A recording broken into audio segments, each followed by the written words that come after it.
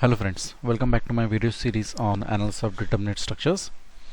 So in the previous videos we have already applied the virtual work principle in case of trusses, and also we have seen how to find the deflection of trusses using virtual work principle and how to find the deflection in case of trusses using Castigliano's theorem. Now we'll move on to the next type of structures, that is flexural members, I mean to say beams, that is determinate beams. So we'll apply the virtual work principle and the Castigliano's principle to find deflection in case of beams. Now we'll take up a simple numerical example.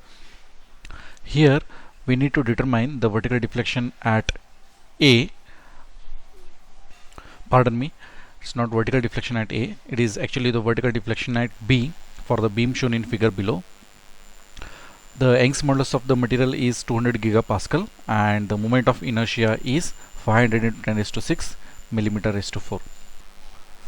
So we need to find what is the vertical deflection at B. The beam is having a span of 10 meters and it is loaded with the uniformly distributed load of 12 kN per meter.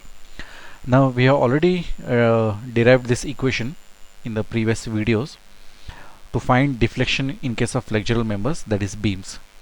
Now this delta F is actually the virtual force what you are going to apply. So we are going to apply 1 kilonewton. So this will be 1, and this is the deflection at which you want to find, that is the point where you find deflection, and it is the integration over the whole length of the beam. Now this delta M is actually the moment developed in the beam because of application of this virtual load of 1 kilonewton, and this M is the moment developed in the beam because of application of this actual load of 12 kilonewton per meter, and EI is the flexural rigidity of the beam. Now here in this beam we can see that there are no any discontinuities which are there, so I can choose only one x-axis, means I can take only one segment, and I can take B as the origin, and I can just say that, let us say B as the origin and this be x-axis and this be y-axis, and I am measuring all my x distances from point B. Now why I am doing that is, you can even take A as the origin, but when you take A as the origin you actually need to calculate what is the reaction at A. So to avoid that I am taking B as the origin and I am measuring x distances on this side. So we will see why I am doing all these kind of exercises. Now what I will do, first thing I will find the moment in the beam, that is I mean to say the virtual moment in the beam because of application of this virtual load of 1 kilonewton. But where I have to apply this virtual load of 1 kilonewton, that is the main question. Now to find the answer for that, you can see the question here, he has asked to find the vertical deflection at B. Okay, I need to find what is the vertical deflection at B.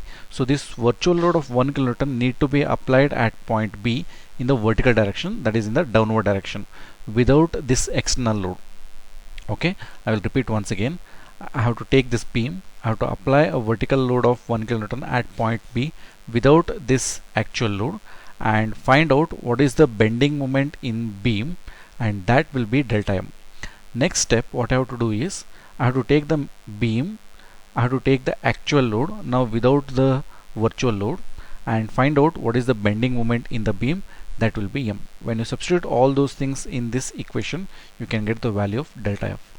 So let us proceed and see how we have to go ahead with this. So first let us draw this beam with only 1 kilonewton of virtual load at point B without the external load. Okay, now I have drawn the same beam with only 1 kilonewton of virtual load at point B and without the external load of, or without the actual load of 12 kilonewton per meter. Now I will take one section here in the beam. Let us say that section is at a distance x from point B.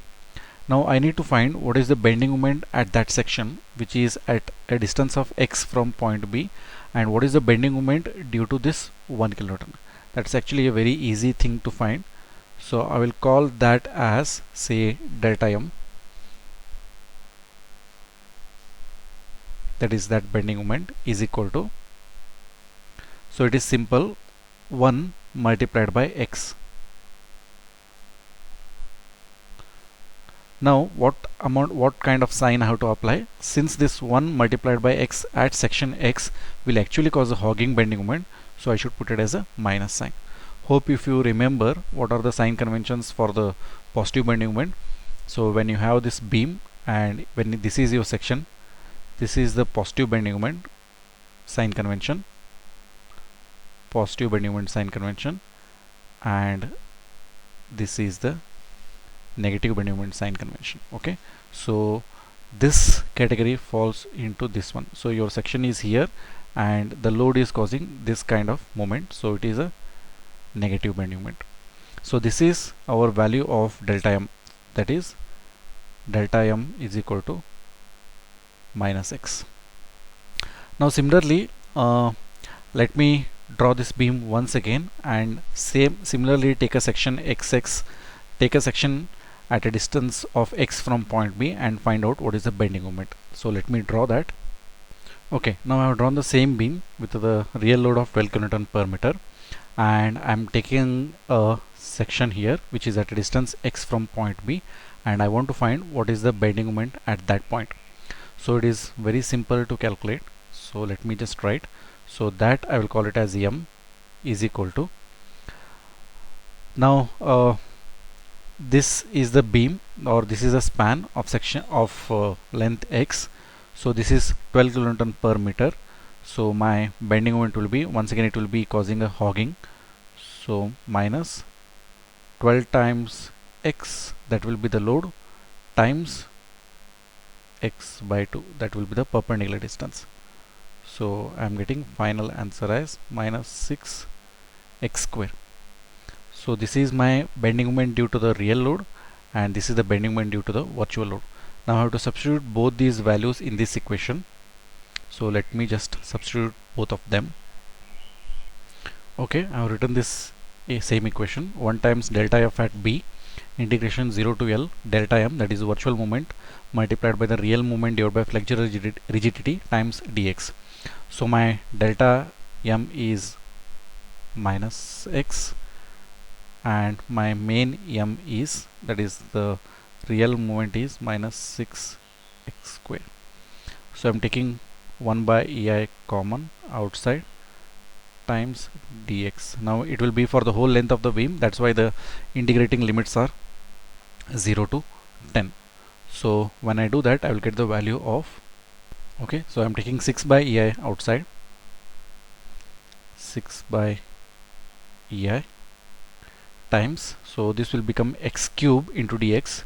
So integration of that will lead to x raised to 4 by 4 from 0 to 10. So this will lead to 6 by ei